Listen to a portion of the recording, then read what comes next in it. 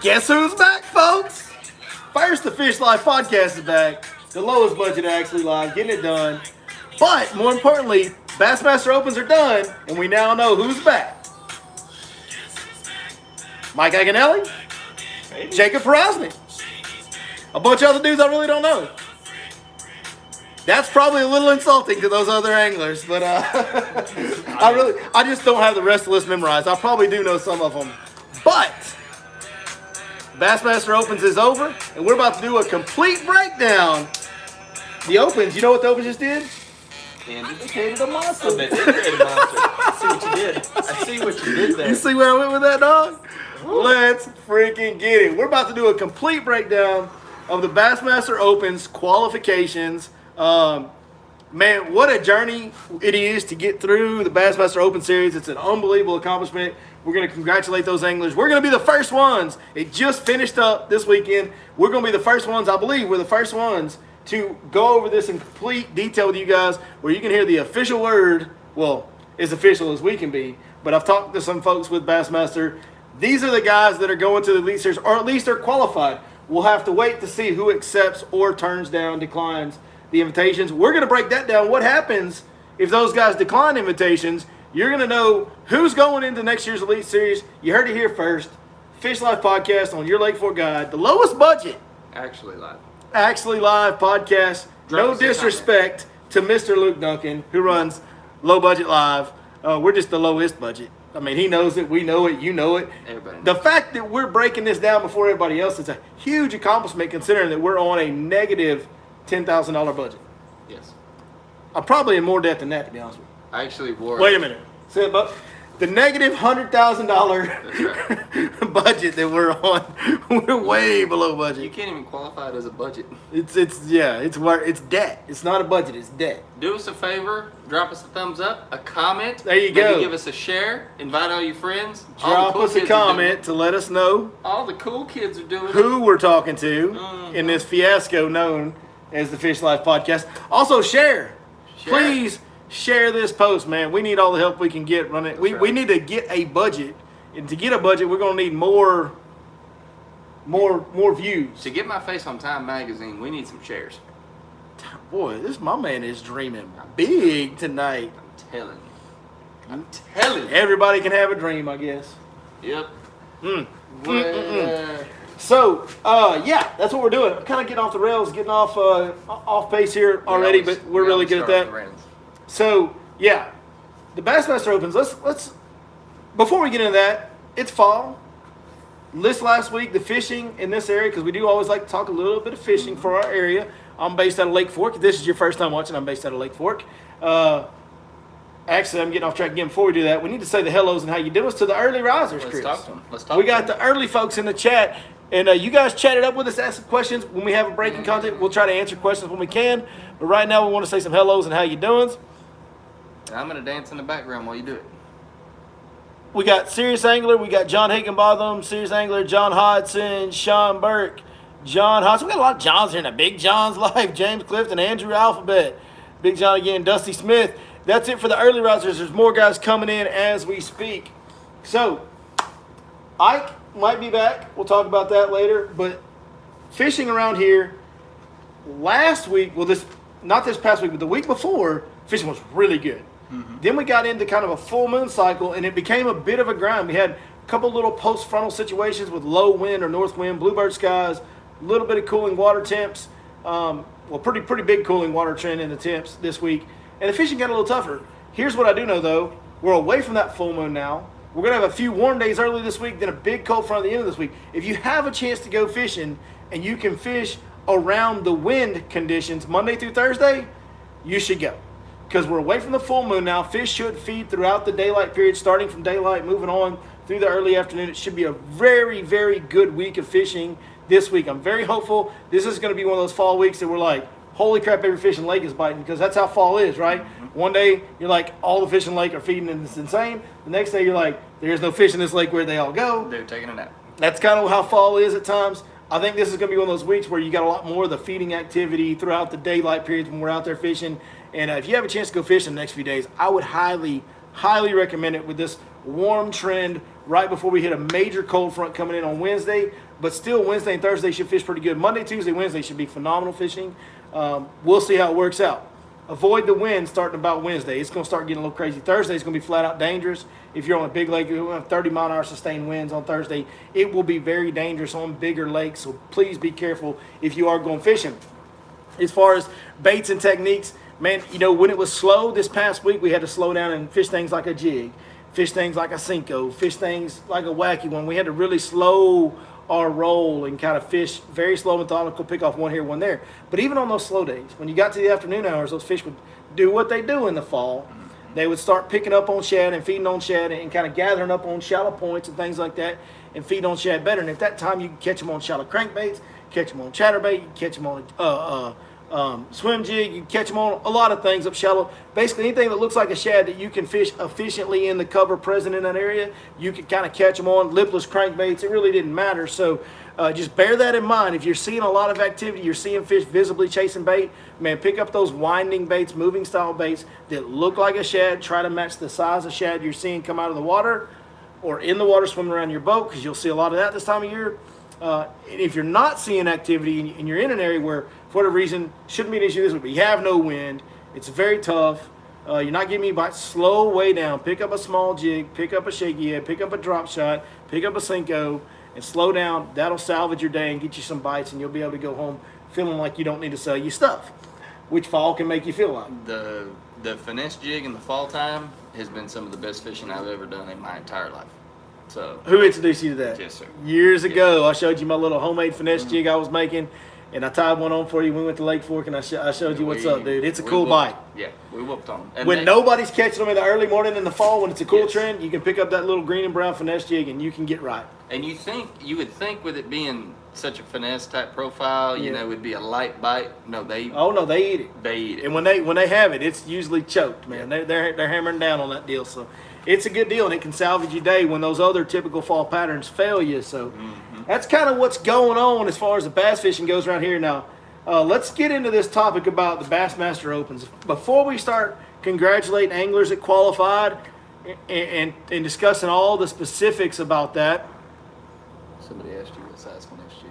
What size finesse jig? I like a 1/4 ounce. So before we move on, I like a 1/4 ounce. I like a green pumpkin and a brown, green pumpkin orange.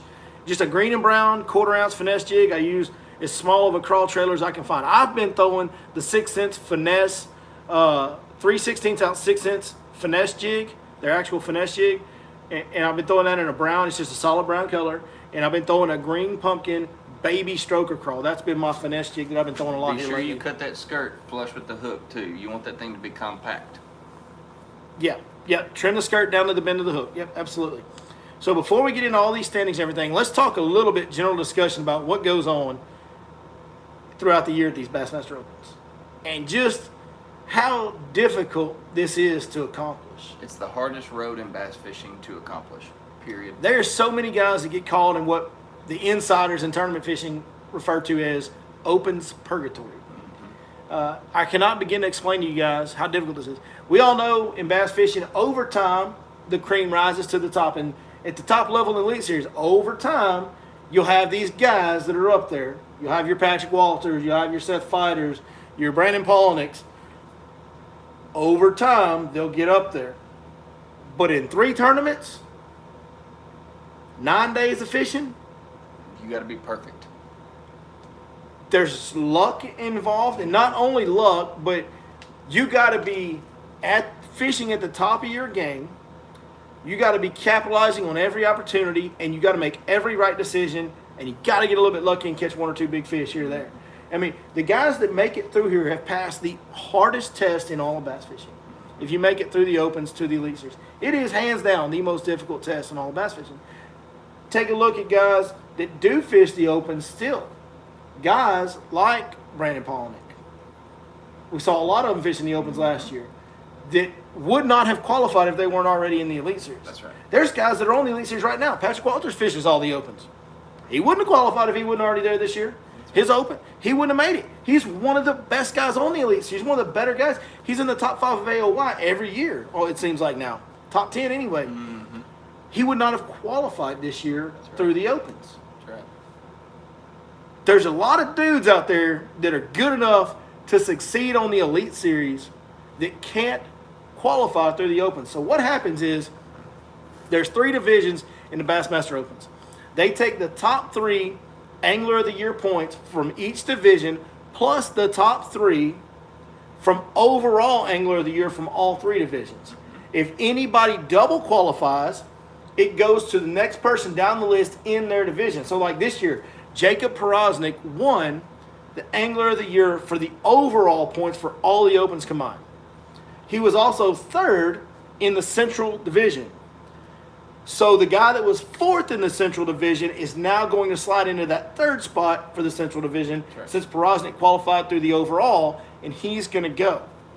I've heard some discussion online about, well, the Opens, if somebody double qualifies, they just give it back to an Elite Series guy who just didn't qualify because they cut 23 guys from the Elite Series roster this year. That's not true. It's not true that they give, if anybody double qualifies, they give it back to the guy that just got kicked out of the Elites. That's not true, guys. What they do is if one of these guys who qualified through the Opens declines his invitation, so let's say Cody Huff, who won the Central. Cody Huff says, man, you know what? I don't want to try. I just want to fish Central. I don't want to travel all across the country. I got family obligations. I got another job that I love. I don't want to take on the full thing of the Elite Series. For whatever reason, Cody Huff says, I want to decline my invitation to fish the Elite Series. When Cody Huff declines, that is when they will go to the next Elite Series guy, the first Elite Series guy that got cut, and say, hey, you're back into the Elite Series if you want it, right? So that's the only time that they give it to an Elite Series guy that got cut. On double qualifications like Jacob Prosnick, it goes to the next guy down the points list in their division of the Open. So let's get that misconception out of there. Now, they're decreasing the size of the Elite Series field by 10 anglers this year. They're giving away 13 new positions. They cut 23 anglers from the Bassmaster Elite Series. They're going to bring in 13 new guys. They're going to bring in, like we said, top 3 overall Angler of the Year from the Opens, top 3 from all 3 divisions. That's 12 guys. The 13th guy is going to be from Bass Nation. We don't know who that is yet. I don't know who that is. It may be over. We did not check that out. But the top guy from the Bass Nation series is coming into the Elite Series as well. Did I say all that clearly? Is everybody clear on what we're doing? Yes. But just to go back to it, you got, if you're qualifying just through one division, you're just fishing one division. You got 3 tournaments, 3 days of fishing. You got 9 days of tournament competitions spread out throughout the entire year. They just ended. Of those 9 days, no matter what the weather does, no matter what lake they put you on, no matter what's happening with the bite on that lake, you cannot have a bad day. That's right. You can't have one bad day out of 9. If you have one bad day out of 9, you lose 1 or 2 key fish on one day, you're not making it to the Elite Series. You have to fish perfectly and make all the right decisions and get a little bit lucky for 9 days. That is how extremely, extremely difficult it is to make it back through the Opens. And before we go into these guys, one more thing. Let's give a shout out right now. Let's give some kudos to, who were all the guys last year? Jason Christie. Mm-hmm. Greg Hackney. Yep. Scott Martin. Prosnick. And now this year, Jacob Prosnick and Mike Iaconelli. These guys who have been at the top of the game, who have nothing to prove, they've accomplished just about everything you can accomplish in bass fishing, most of them. Yeah. They are so good that in either one for most of them, 2 years for Prosnick, but 1 for the other ones, they were able to run this gauntlet that is the Bassmaster Opens and get back in. It almost seems like they just like, well, I'll just go do this. Yeah. And then they just do it. It's not that easy. Like, this is the most difficult task in all tournament bass fishing. Shows you how good those guys and they are. just do it. They are so unbelievably good and talented and work ethic. They're just all in, dedicated to the sport. I mean, kudos to all those guys on the Elite Series. It's an unbelievable road that they've traveled to get there. and especially for guys who have now had to requalify. Man, and they had it made over on the Bass Pro Tour on a big level tour, and they took a big gamble and bet on themselves, and by God, they won that bet. Mm-hmm. What do you think? To me, it's kind of mind blowing. Yeah, it's kind of one of those deals where, you kind of, if you're already where those guys were, especially at BPT, you've got it's not arguably, it's the best talent roster ever assembled. You almost, for me, I would just kind of say, I'm just going to stick it out here because there's no guarantees in the gambles they took. And kudos to them. They took it and ran with it. So. Rod says, wow, that's nuts. I would have a better chance of playing quarterback for the Steelers than fishing.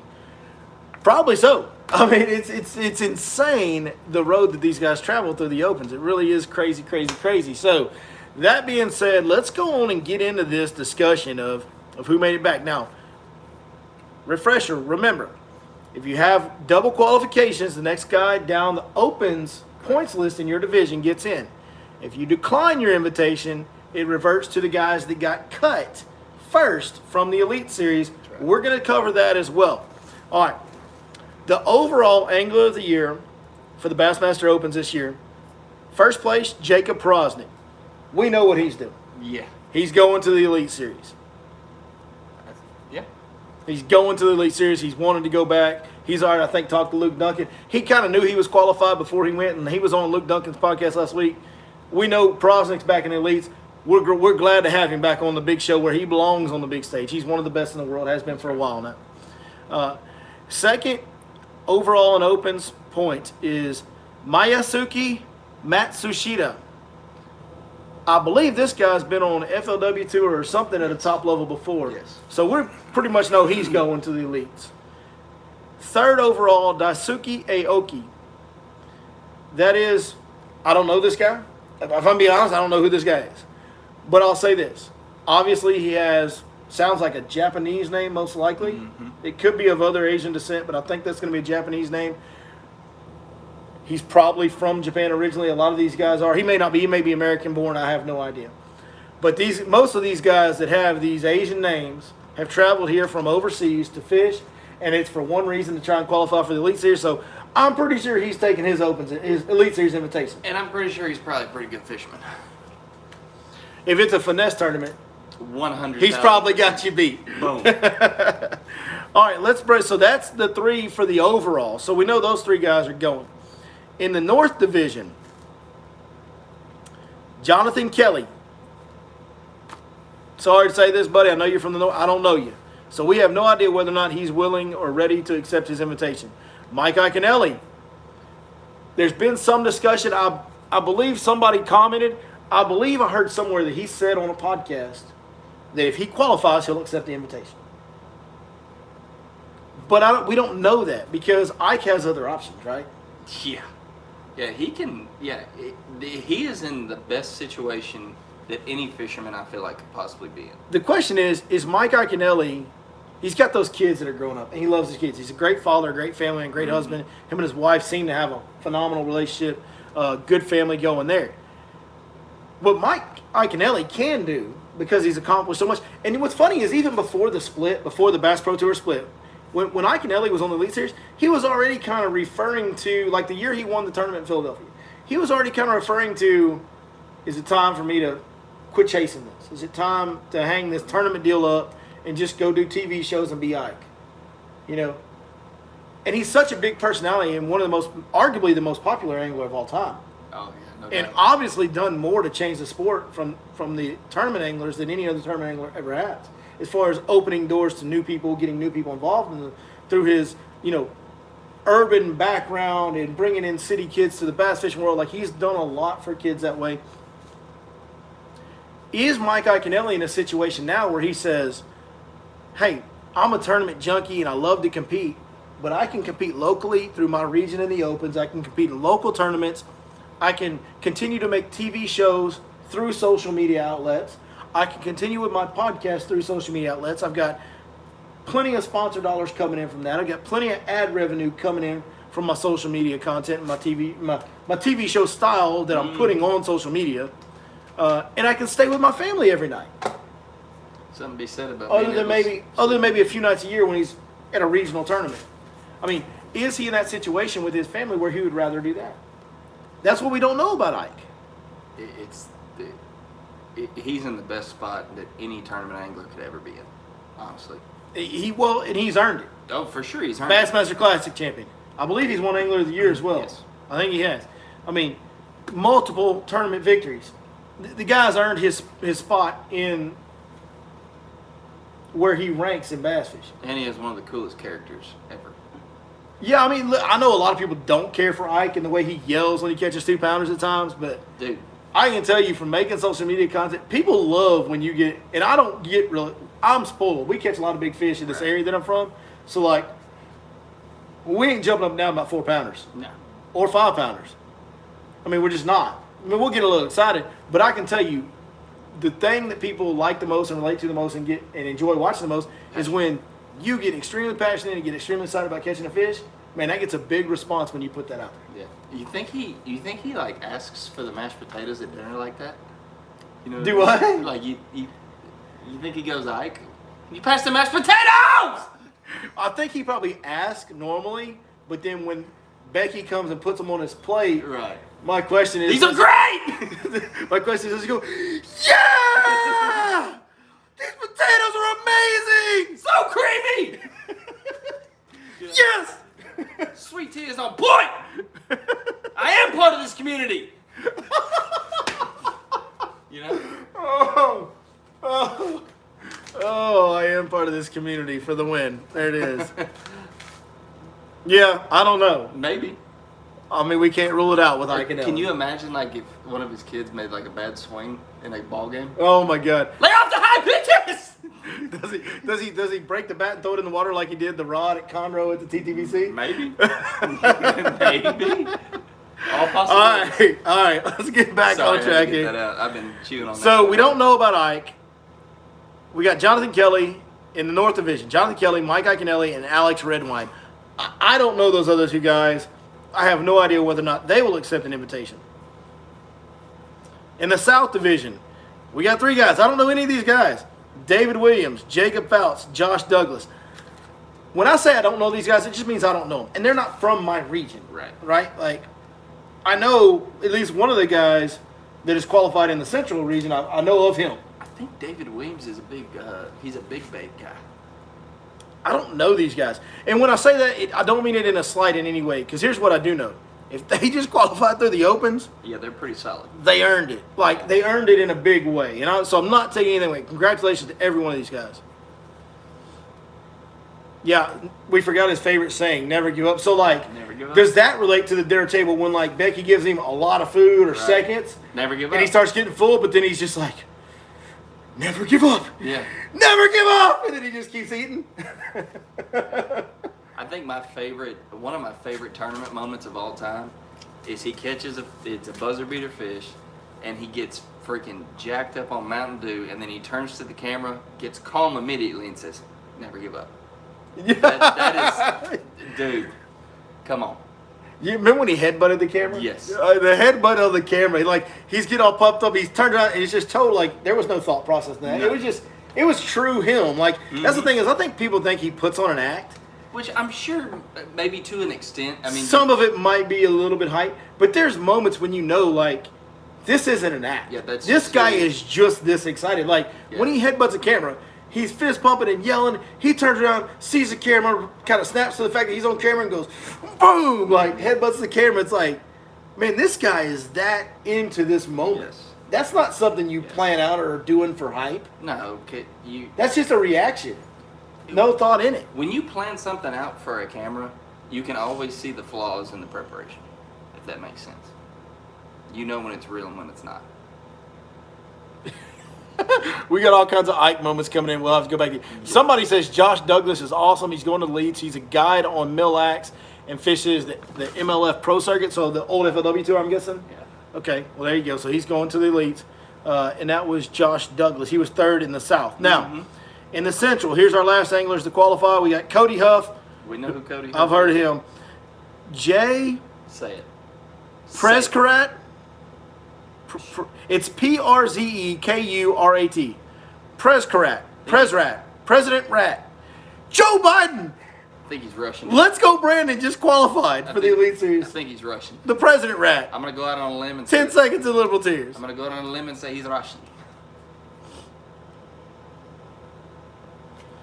And then Joseph Webster. Now, actually, Joseph Webster's fourth. So in the Central Division, it's Cody Huff, Jay President Rat, and then it's Jacob Prosnick, who is the overall Angler of the Year points champion. So that means fourth place man Joseph Webster gets in.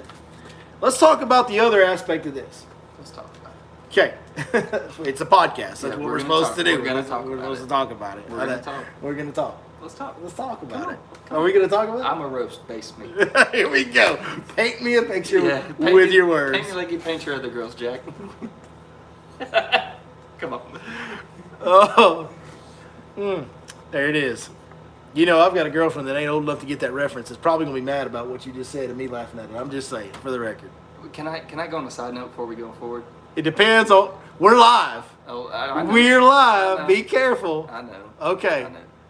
There was plenty of room on that door, and she just let Jack float off into the abyss. I'm still pretty upset about that. Everybody's still mad that she just... There was a lot of room on that door. Why didn't he just get on top of her? Then he would have kept her even warmer That's anyway. what I was saying. Like, man, selfish. I know. These women. I still haven't let that go. I've been holding on to that for years. She let it go. She let it go. She let it go. Literally. Let it go. Literally.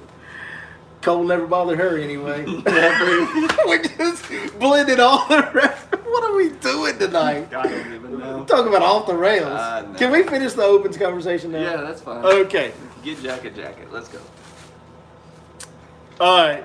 Christopher says too much weight. They would have sunk. Did you see the size of butt that girl had on? There's no way. No way. That skinny Jack was going to sink that door if No she way. didn't. Leonardo DiCaprio. Again, I'm getting myself in more trouble here. He is Here we all go. of 5'5". There ain't no way he's sinking it. And he was skinny back then. Yeah, that dude. Okay. Stay on track. We'll goof off later. Maybe. We got to be careful. We're live. Opens. Okay, here's the 12 that have gotten in from the opens.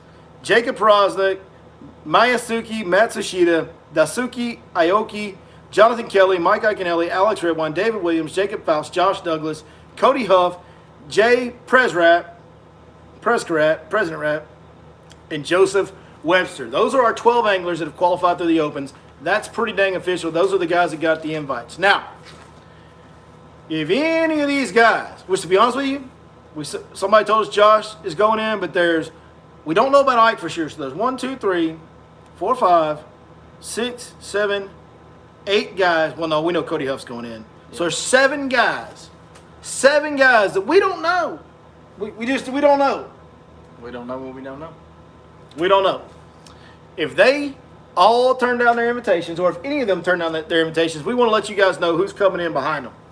So what will happen then is the guys that were the first ones cut, the top finishers of the cut anglers, so they kept, what was it, 80? 80. They kept 80, so 81, 82, 83. Now, this is a little more complicated, these standings. It's not just from this year's AOY. It's the last 3 years AOY averaged is how they determine these points. And the guys, honestly, there was a lot of guys when we broke down those numbers that only had 2 years in the Elite Series that this actually helped tremendously. Well, and we weren't real sure about the guys that only had 1 year in the Elite Series. Are they automatically still? We're not 100% on these names we're about to tell you, but we're about 95% on these. Yes. So, Randy Sullivan will be the first. We know for sure Randy Sullivan will be the first guy to get invited back if anybody declines. Randy Pearson. Garrett is second. Garrett by our math. Randy Pearson is second. Garrett Paquette is third. Bill Weidler is fourth. Destin DeMarion, Chris Groh, and Kelly J. J is in Jaye. Kelly J, however you want to pronounce it. Mm-hmm. Those are the 7 guys that get in if all 7 of those guys decline. Now, the odds are maybe 1 or 2 of them decline. Yeah. Maybe 3. Odds are it's not going to go past Paquette into Weidler, Destin, Chris Groh, Kelly J. Probably not going to get to those guys. It's probably going to be Randy Sullivan, Randy Pearson, Garrett Paquette at best that are going to get in. Maybe none of them. Well, because what are the odds that, most of these guys that are fishing at this level Are trying to qualify. are trying to qualify for the elites, Right. and they've probably put forth some kind of plan in motion to where, hey, this is what I'm going to do if I qualify. Mm-hmm. Yeah, you'd think so. You would think so. You would think. I mean, I've been wrong once, but, trying to make it twice. Doesn't Kelly Jai have a medical exemption? Possibly. I could be wrong. So if he is, then he's in, and that wouldn't matter because I had him at the 7th one getting in anyway. So, points-wise, he could have a medical exemption. I totally forgot about that. That is probably the case. The other factor is, so that's going to put us at 90 guys through these 12 plus the one from Bass Nation. The one from Bass Nation may not accept his invitation, and it would go to one of these guys, right? So, but what's also going to happen is you're going to have 90. Yes. Because they went down to 77 is what they did. Correct. They went down to 77. Total. So you'll have 90 total on the Elite Series. But there's going to be there's going to be a few Legends exemptions. David Fritz. Rick Clunn. Possibly Roland Martin. I don't know, but I don't think Roland Martin wants to do it. But there was a couple other guys that were there on Legends exemptions that are going to stay. The deal with Legends exemptions, guys, is you have to have won a Classic or an Angler of the Year to qualify for Legends exemption. That being said, Bassmaster Elite Series can keep you as long as you want, and they can extend as many. There is no limitation on amount or time or however many times they can extend Legends exemptions. Right. So Rick Clunn can continue to fish till the day he dies if the Elite Series wants to keep him there. No matter where he finishes in AOY. Correct. Same thing for Fritz. Same thing if Roland Martin wanted to come back. Same thing for any of these other guys that have qualified. We had a list back in the day, guys. There's going to be 3 or 4 Legends exemptions in the field this year. So you're going to have 93, 94 guys fishing the Elite Series. So here's a unique situation. So Ike is eligible for the Legends exemption. So does he take his qualification if he decides to go back, or does that qualify as a Legend exemption? Well, no, he's one of the qualified spots. Okay. The Legends exemption is only there for guys that didn't qualify. I understand. But I'm just, since he's qualified, it would go to this first. I'm just playing devil's advocate here. I mean, that's true. I could have applied for a Legends exemption last year. Yeah. So that's what leads me to believe that he's maybe not coming back. Yeah. Because he could have already been back. We will just have to wait and see. That is as clear as we can get it. Now you know the names that have qualified. You know what's going to happen if they decline their invitations. And I think we were the first ones to get all that information to you guys. Zinga! Congrats to us for accomplishing that task, because that's a lot for this crew here. Congrats to us for sucking less. Sucking less. That's what I tell my kids every day before they go to school or before every soccer game. Hey, do me a favor, boys. Try not to suck today. Yeah, just don't suck. Just try not to suck today. Oh, this just in. The University of Texas Longhorns, they were leading the bye week going into the second half, but the bye week came back in the second half and beat them by a touchdown.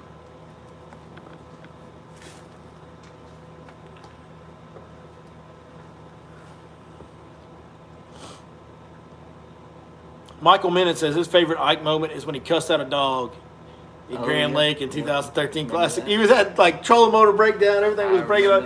He was struggling on Grand Lake in the Classic, and that dog kept barking at him on that dock. I believe he told the dog to shut the F up. Yeah, I think that's what he told me. Yeah. Yeah. It's a good thing we weren't live coveraging back then, huh? Can you imagine? Bassmaster would have had a fit. Yeah, everything's on a little bit of a delay nowadays, but not enough to cover that up, I don't think. Yeah. Well, they may have not aired it if they could have caught it, I guess. Why do elites fish open if they're already in? They're tournament junkies. They're open tournaments. Anybody can fish an open tournament. Anybody. They love it. They're tournament junkies. Like guys like Patrick Walter, he's young, he's married, but he doesn't have any kids. He's one that just comes to mind. I know he fishes them. He just loves to fish tournaments. He's obsessed with it. Hey, there's a Prop Polnick, same way. Yes. Same way. There's a buddy of mine that fishes Lake Weatherford, and Gary Klein comes and fishes those weekly tournaments all the time. Yeah, that's the thing. Like, if you're from an area, I know, Jacob Wheeler, who's the best in the world right now, he lives right around Chickamauga. Mm-hmm. And he's kind of notorious for going out and fishing working man tournaments during the week and whatever.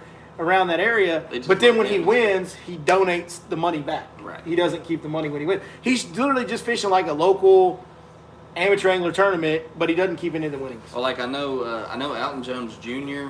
does it as well. He'll fish a lot of them working man tournaments. A lot of because you got like a cousin down there in that area where Alton Jr.'s from. Yeah. Mm-hmm. Mm-hmm. Yeah, they just love it.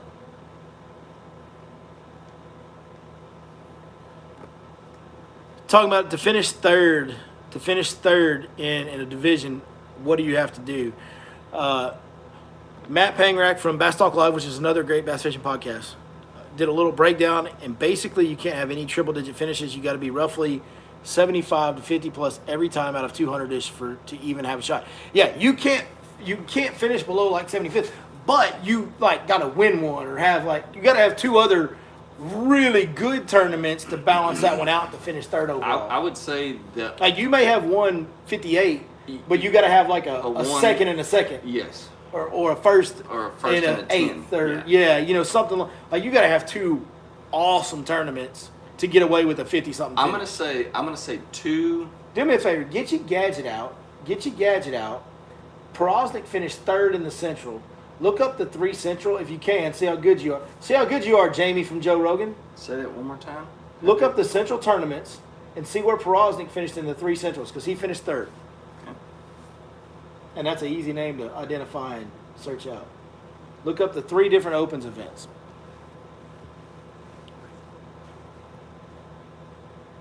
Trey Evans says, "What's up to Chris?" What's up, Trey? They should always make room for Clun. I agree. As long as Clun wants to fish, he gets to fish. That's my boy Trey. I played college baseball with that dude. Ike won a yak tourney this year. That's what I mean. Like, these guys, they fish all kind of like Iaconelli. And he was, like, doing some of that for video or whatever. But, I mean, these guys just love to compete and fish tournaments. I mean, that's why they're so good at it, because they love what they do.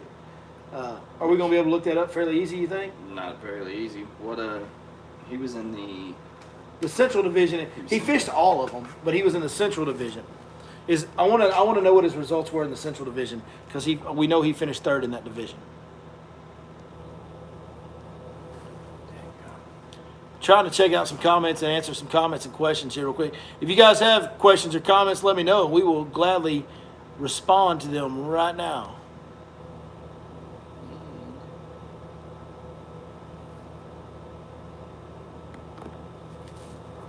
I'm going to sit back, ladies and gents.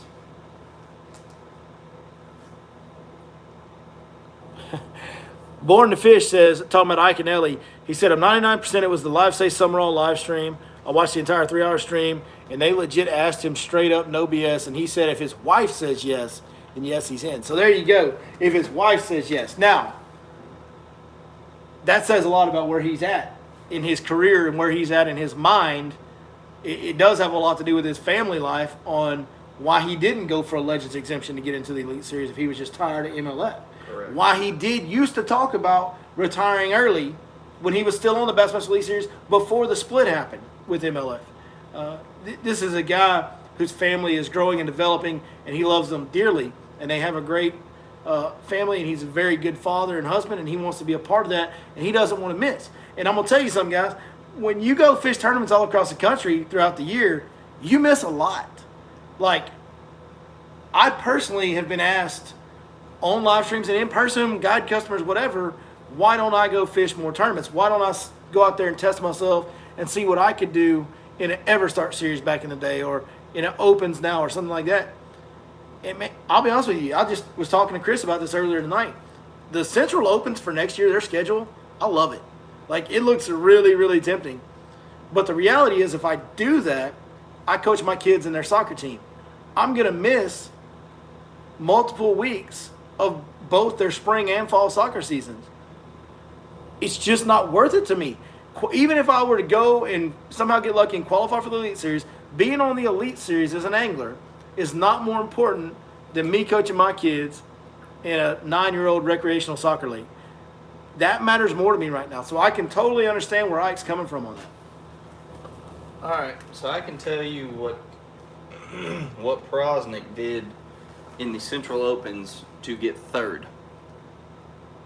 He had a 25, a 1, and a 31, and that got him third. He had a what? A 25, a 1, and a 31. So he won one. Yes.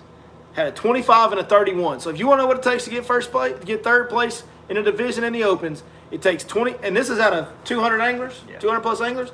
It takes a 25th, a 31st, and a first in 3 tournaments. And Cody Huff in 3 tournaments had an 8th place, a 5th place, and a 25th place. And he was third? Cody Huff was first. Cody Huff was first, and he had what? He had an 8th, a 5th, and a 25th. 8th, a 5th, and a 25th. So what 2 were those? top 10s. Pull up another third place guy and do that research real quick.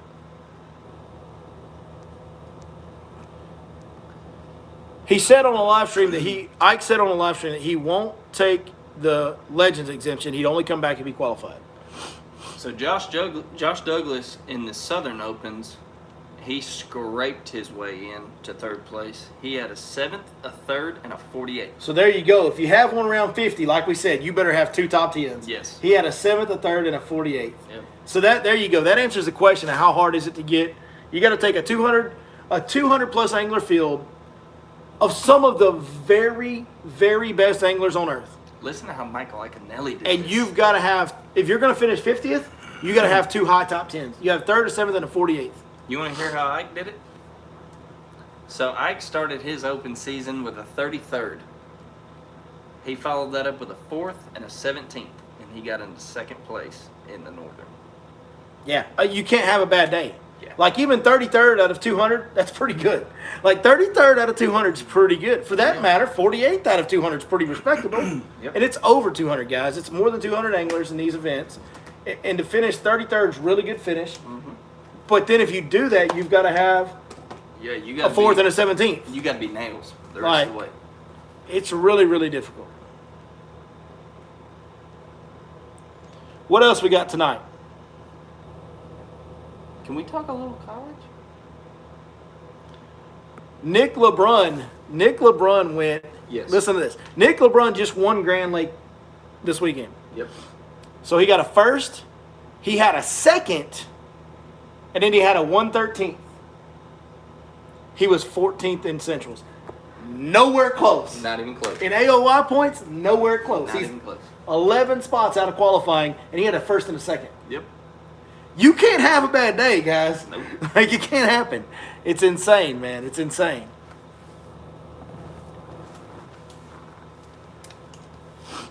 All right, what else we talking about tonight? We had something else we were going to talk about at the end. I don't remember what it was. I think we did. We had something we were talking about in the house we were talking about at the end. I don't remember what it was. College football. College football? Yeah. No, there was something else. What about college football you want to talk about?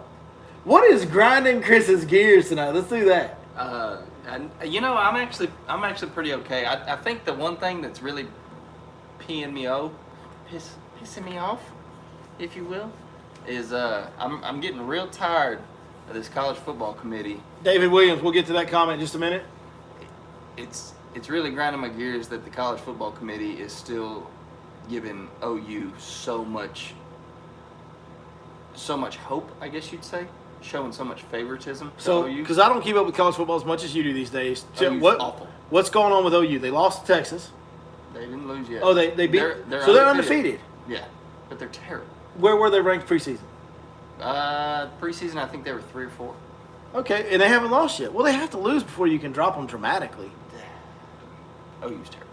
The one that kills me from this weekend was Cincinnati. Yes. Being number 2 in the country is odd because it's Cincinnati. But they almost lost to Navy. Like, it was a field goal game to Navy, and they didn't drop them in the rankings at all. That seems crazy to me. They ended up pulling away a little bit at the end. Oh, It did was it? close. Yeah. Oh, well, then I'm wrong. Never mind. I don't keep up with college football. They ended up pulling away.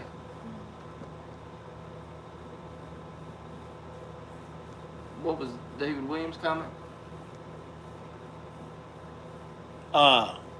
Bobster Columbia says, I don't know how to say it. Let's say, he says, off topic, but thanks for the info you shot out this weekend at Lake Fork Marina. Yeah, we do our free seminars every other week. We'll do another one, not this coming Friday, but the Friday after. We do those every 2 weeks, free seminars in person at Lake Fork Marina. Hey, man, I'm glad you got something out of it, brother. I know David Ozio carried the ball on that deal. He did a great job for us last Friday night. If you missed it, we did post it yesterday on this exact channel, so you can see the video if you missed it, if you're out there. But thank you very much, Bobster. I appreciate that comment. David Williams says, so back to my earlier comment, how about a similar discussion on the MLF side. You know what? We will do some research this next week.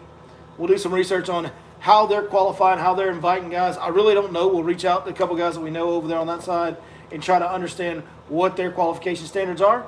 And I haven't really dug into that yet.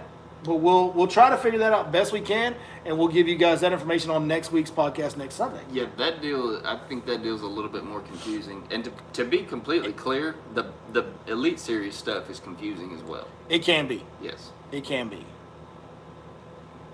Oh, next week podcast is on actual Halloween, bro. Yeah. That's true. We are going to be podcasting on Halloween. So why not get into a scary topic like trying to figure out the standings in MLF and FLW? Yes. Because that's a scary topic. It is a scary topic.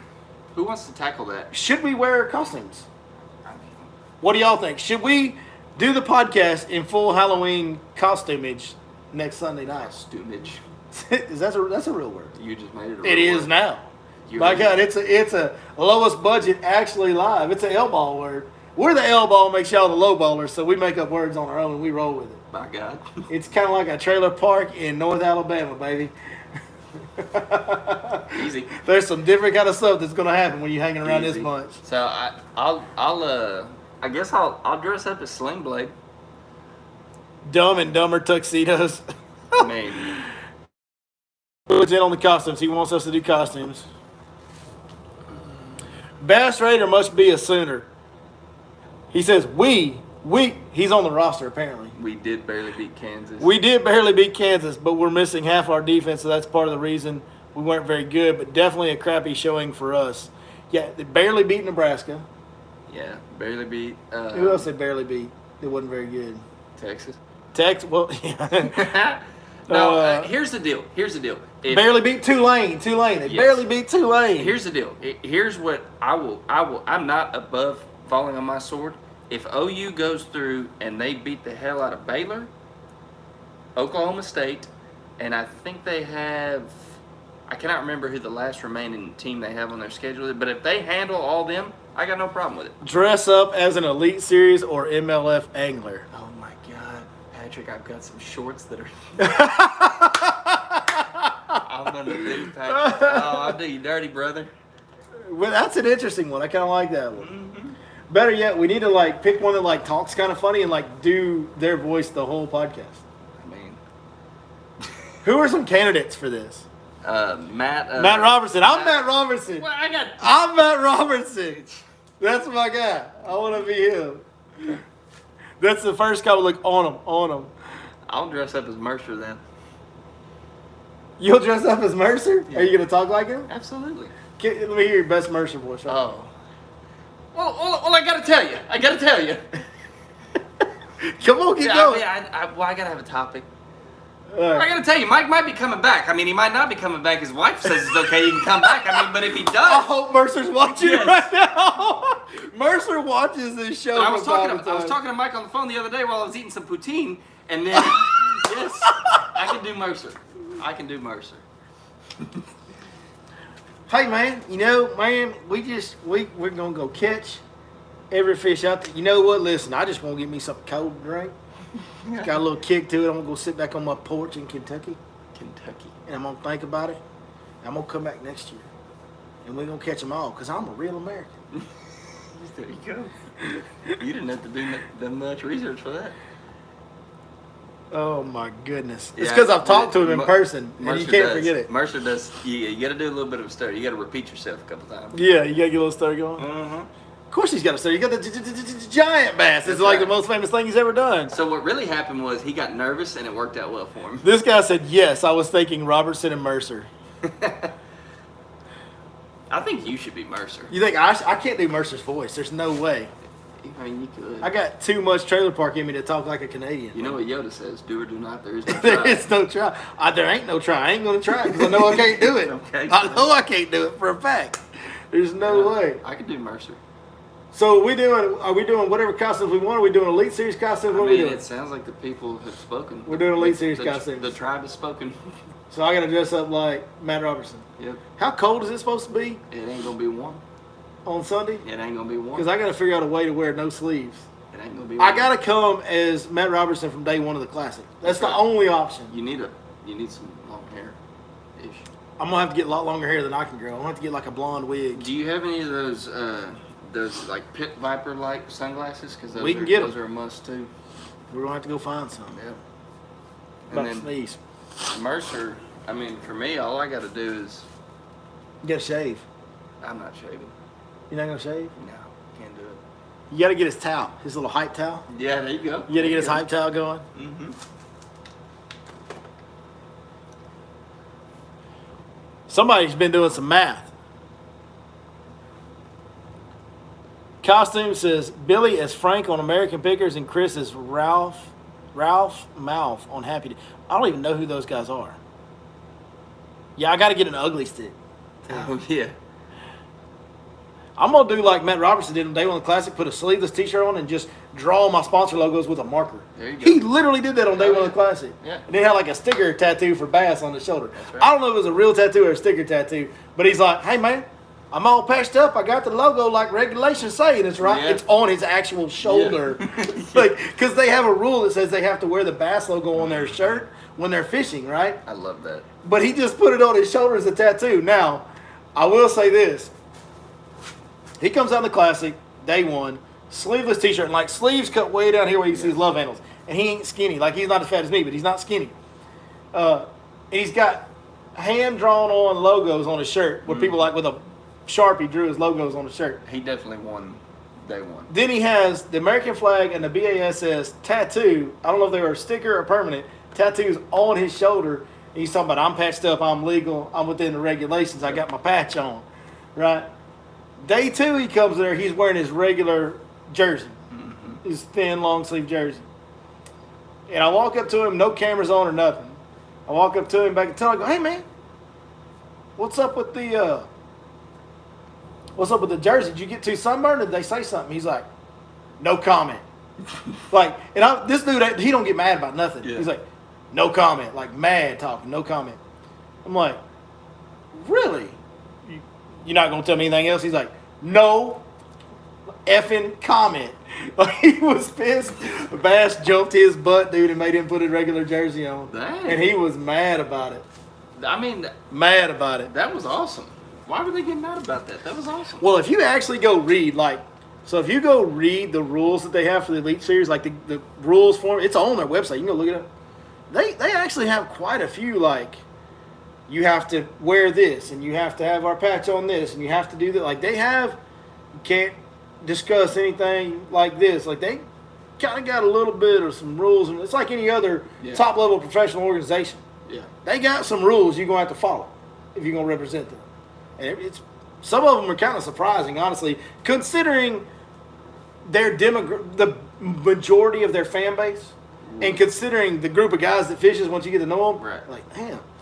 Yeah. It's kind of strict for this group of hellions, you know? I mean, kind of like Kyle Busch saying, I'm only here so I won't get fined. Yeah. Yeah. What dude, my favorite was Marshawn Lynch.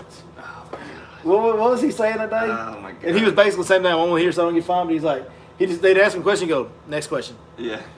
Next question. Yeah. And he just let him ask questions until his time was up. He goes, I did my time, I'm out. Yeah. And walked out. I love Marshawn Lynch.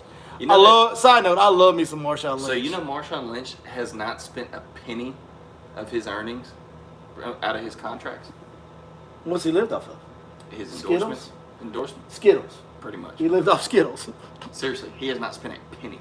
That he's a real one. You know, he still goes back to like his old neighborhood and throws like block parties for the neighborhood in the hood where he grew up, like in a low income area. Oh, he passes out turkeys at Thanksgiving. Yeah, the whole nine. This dude, he's a good dude. Like he's a real guy, man. He's I heard awesome. a story. They were at a high dollar steakhouse. I cannot remember what other player was telling the story, but the guy orders. I'm laughing because I'm just thinking of him and Bear Grylls right now. Yeah. so. Whatever player it was orders this big expensive steak, you know, ribeye to the nines, you know, all that good stuff. The order gets to Marshawn Lynch. Marshawn Lynch orders chicken strips, and they were like, "Bro, you can afford to." And he goes, "Why am I gonna pay for that? I'll just get the chicken strips." Dude got chicken strips at a steakhouse. Yeah. But that's just how he was. Yeah, that's how he is. Have you ever seen that episode with him and Bear Grylls?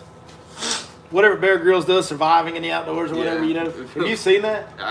Because Bear Grylls will like go around like make tools out of stuff and like kill trap animals and kill them to cook them to eat and all that. And there's like a they build a spear out of a knife they have with like a stick or something. They cut it and they build a spear and fashion it to that. And Marshawn Lynch is talking all this trash about how I'll run down anything. I'm Marshawn Lynch, and they creep up and they stalk this deer of some kind in this foreign country they're in. And he's like, all right, there he is. Marshawn, he goes, that big ass thing over there? It's like, I ain't fixing to put up on that thing. It's bigger than me. I've never really gotten into watching a show where I know a dude's going to drink his own pee at some point. I hear you, and I've never watched it either, but I've seen the highlights from the Marshawn Lynch one. That's funny. You should look up the Bear Grylls, Marshawn Lynch YouTube videos.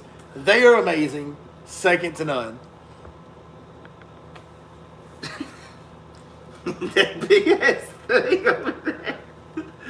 What? I'm laughing at that big ass thing over He's there. like, all right, Marshawn, there he is. Like, tell him to go get it. He's like, you want me to run up on that big ass thing over there? Like, that thing's huge, bro.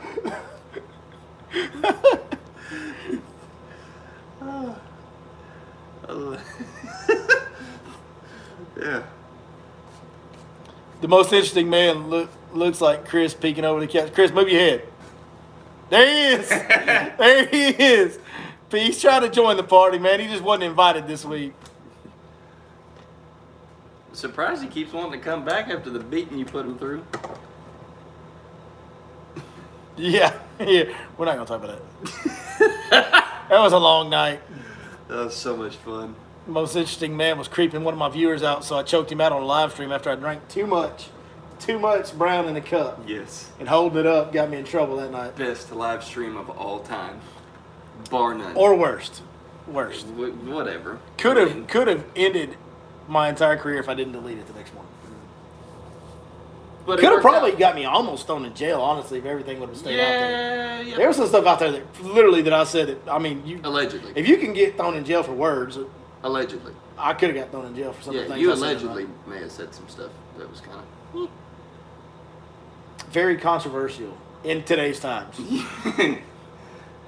Maybe some threatening things towards government officials. Allegedly. That can neither confirm nor deny. No. Gone forever. John Hickenbottom says, we were there. It was close. Yeah. Yeah.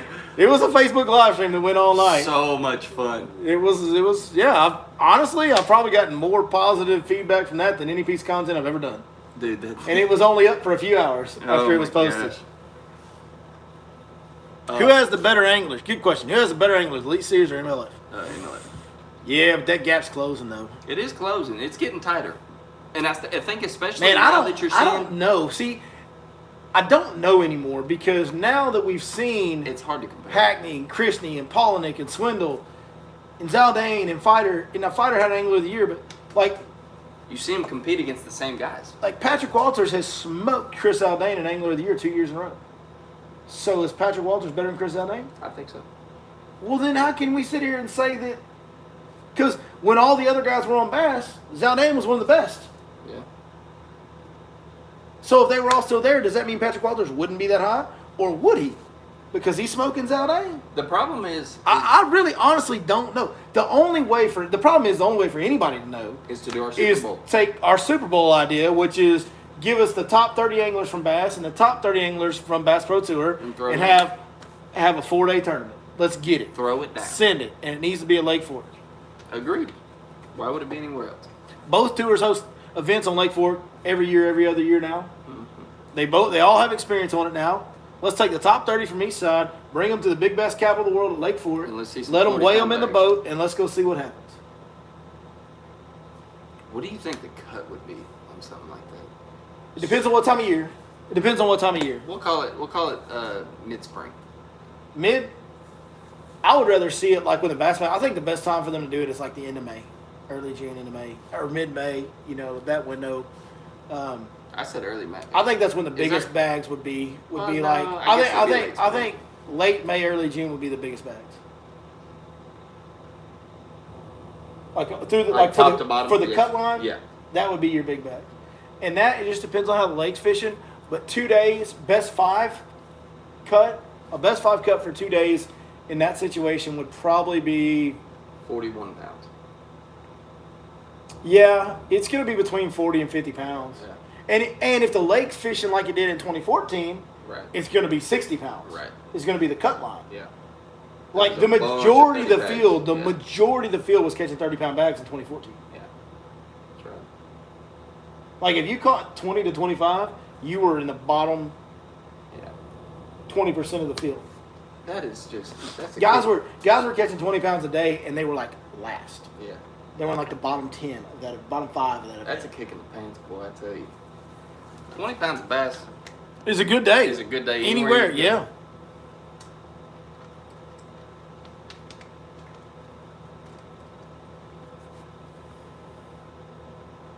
Two days MLF rules, 2 days best 5. I agree with that. Yeah. I think the way you should format that event is have a day of best 5 and a day of total weight. And then a day of best 5 and a day of total weight. Yeah, you got to average the 2 for the cut. Yeah. Yeah.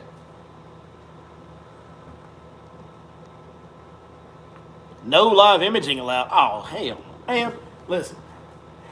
I'm starting to hear a lot of people talk about this live imaging is like cheating or da-da-da-da. Man, you've obviously never used it on an everyday basis. Like, it is not cheating. If you think that you can go out there and live image bass and just catch them because you see them, if you think that you could even live image bass and get your bait to them on a windy day, you're out of your mind. Like, it's just not that easy. It's not that easy. It probably takes more, it's probably more of a coordination and skill than anything else I've ever attempted to do in bass fishing. Anything else. Like, there is more bait awareness, accuracy with your casting, predicting the drift of the boat, the drift of your line, the drift of the bait, the wind direction. Like, there's more of that, more details involved in just your casting fundamentals using live sonar than there is in any other kind of fishing I've ever done, hands down, by a lot. It is not as easy as see them on the screen, catch them.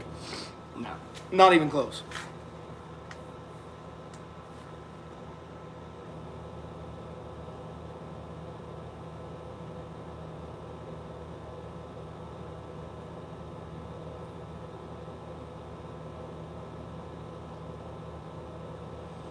Do I think the Brandon Belt tournament on Rayburn will fill up? That's the guaranteed $100,000 first place? Yeah, it'll fill up. Mm-hmm. I think it'll fill up no problem. I think there's plenty of guys that think they're studs on Rayburn that'll take that gambling opportunity for 100 G's. I got a buddy that's like winning an Elite Series, man. It's 100,000. I got a buddy that lives in Central Texas that wants to fish that with me. It's $100,000. So it's an opportunity to fish for an Elite Series prize.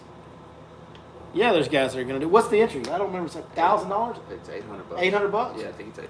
Hell yeah, dude! These Elite Series guys are paying $5,000 to fish for $100,000. Mm-hmm. Yeah, there's going to be dudes that'll pay $800. Guys that own $80,000, $90,000 bass boats will happily pay $800 for a chance to win $100,000. Absolutely, absolutely. No doubt about it. I haven't even really kept up with that deal. I wonder how many entries are. I'll tell you this, though. Everybody that signs up that ain't one of them local Rayburn Hammers is taking a huge – I mean, they're basically losing money. I mean, there's no way they're going to win against those guys, Albert Collins, Derek Mundy, Castledine, Dickey. Like, you're not going to beat all of those guys on Rayburn. I wonder if Wyatt can fish that. Wyatt? I think it's wide open to everybody. Really? It's a $100,000 prize. Like, Keith Combs is probably coming to fish that day. I mean, you just named 5 names that I'm not fishing against. Yeah, Keith Combs, Wyatt Frankens ain't one I want to see on Rayburn either. That's what I'm saying, yeah. Keith Combs is probably going to be there fishing this dude. Like, yeah, no. Yeah, it's, no, I mean, it's, for most people, it's obvious in that situation only one can win the $100,000. But, like, if you're an out-of-towner wanting to go fish that and you want to go fish against those guys we just listed on Rayburn, like, yeah, you can go out and catch a good big bag on Rayburn, but you ain't going to go out. Somebody's going to go out there and catch a huge bag that knows some brush pile and gets them to bite. And when you get that many guys that know all those secret spots on Rayburn, one of them they're going to bite for that day. And nobody on the lake's going to compete with that bag. I mean, we're talking about 40 plus. These are guys that they're going to go sit on one brush pile way offshore, and they're only going to get 6 or 7 or 8 bites most likely, and they're going to have some stupid 35, 40-pound bag that nobody's even close to. But the local guy that's on one of those great unknown locations on Rayburn, one of those guys whose fish bite, he's going to win the deal. That's right. That's what's going to happen. Anyways. Anywho. Man, I think it's time to wrap it up. Yep. We already did the grinding the gears. Mm-hmm. Thank you guys for joining us. I haven't done much of this tonight, but get some brownie in your cup and hold it up. Cheers, y'all. This has been the lowest budget actual live fishing podcast that exists. We appreciate every one of y'all. I know I didn't get to all your comments at the end. I apologize for those that I missed. But, man, like I said, thank you guys so very much as always. Chris, we'll see you in costume next week, by the way. That's right. Do that thing you do. Thank you for joining the Fish Life Podcast. Mm-hmm.